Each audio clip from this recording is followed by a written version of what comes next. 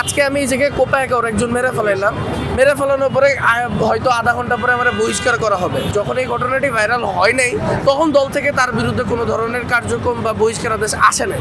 17 বছরের পুরনো সেই পরিচয় আবার ফেরত যেতে চান তাহলে আপনাদেরকে ওই একই পথেই পালাতে হবে, কিন্তু এবার আপনারা পালানোর জায়গা পাবেন। কিছু রাজনৈতিক দল তাদের স্বার্থ হাসিলের জন্য সেই পুরনো পরিচয়ে তারা আবার ফেরত যাচ্ছে। তারা যে বিভিন্ন চাঁদাবাজ, তারা যে বিভিন্ন সন্ত্রাসী কর্মকাণ্ডের সাথে জড়িত এবং সেই বিষয়ে দলের ঊর্ধ্বতন কর্মকর্তা পর্যন্ত তেমন কোনো প্রতিক্রিয়া আমরা দেখি না।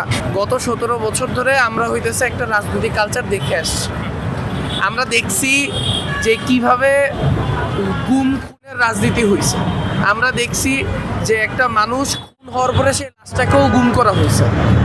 তো আমরা গণঅভ্যুত্থানটা পরবর্তী সময়ে 5 আগস্ট পরবর্তী সময়ে চেয়েছিলাম এই রাজনৈতিক কালচারে পরিবর্তন আনতে, কিন্তু আমরা দেখেছি বারংবার কিছু রাজনৈতিক দল তাদের স্বার্থ হাসিলের জন্য সেই পুরনো পরিচয়ে তারা আবার ফেরত যাচ্ছে। একটা রাজনৈতিক দলের তৃণমূল পর্যায়ে তারা যে বিভিন্ন চাঁদাবাজ, তারা যে বিভিন্ন সন্ত্রাসী কর্মকাণ্ডের সাথে জড়িত এবং সেই বিষয়ে দলের ঊর্ধ্বতন কর্মকর্তা পর্যন্ত তেমন কোনো প্রতিক্রিয়া আমরা দেখি না, তখন সেটা আমাদের জন্য খুবই উদ্বেগের বিষয়। কারণ আমরা দেখি যে ধরেন আজকে আমি এই জায়গায় কোপায় কাউর একজন মেরে ফেলানোর পরে হয়তো আধা ঘন্টা পরে আমার বহিষ্কার করা হবে যদি সেটা ভাইরাল হয়। তাছাড়া বহিষ্কার আমার মনে হয় না হবে, কারণ এই ঘটনা, যেমন আপনি গতকালকের ঘটনাটা যদি দেখেন, আপনি দেখবেন ঘটনাটা ঘটেছে গত পরশুদিন রাতের বেলা। গত পরশুদিন রাতের বেলা ঘটার পরেও যখন এই ঘটনাটি ভাইরাল হয় নাই তখন দল থেকে তার বিরুদ্ধে কোনো ধরনের কার্যক্রম বা বহিষ্কার আদেশ আসে নাই। পরবর্তীতে আমরা দেখলাম যখন ভাইরাল হয়ে গেল তখন সন্ধ্যার ভিতরে তাকে বহিষ্কার করা হলো, তার বাসায় যে কিছু আধিক্যতা দেখানো হইলো। আমরা মূলত বলতেছি যে এই যে তারা চাঁদা চাওয়ার পরে সে চাঁদা দেয় নাই, সেটার হিসেবে তারা তাকে উলঙ্গ করে রাস্তায় মারলো এবং এলাকাবাসী তাকে বলল যে সে চকবাজার থানার সাধারণ সম্পাদক পদপ্রার্থী ছিল ছাত্রদলের, এই জন্য ভয়ে কেউ আগায় যায় নাই।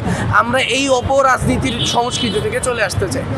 আমরা দেখলাম গতকালকে বিএনপির স্ট্যান্ডিং কমিটির সদস্য সালাউদ্দিন সাহেব কি বললেন, তিনি বললেন যে আমরা ব্যবস্থা গ্রহণ করার পরও আমাদের উপর দায় চাপানো একটা অপরাজনীতি।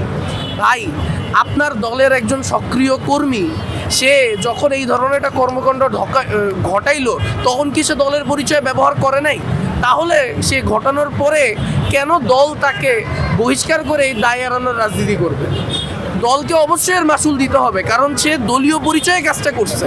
তো আমরা মূলত সেই জায়গা থেকে দাঁড়িয়ে আজকে প্রতিবাদ কর্মসূচিতে এই জায়গায় অবস্থান করছি এবং আমরা তাদেরকে স্পষ্ট ভাষায় বলে দিতে চাই যে আপনারা যদি আবার 17 বছরের পুরনো সেই পরিচয় আবার ফেরত যেতে চান তাহলে আপনাদেরকে ওই একই পথেই পালাতে হবে, কিন্তু এবার আপনারা পালানোর জায়গা পাবেন না।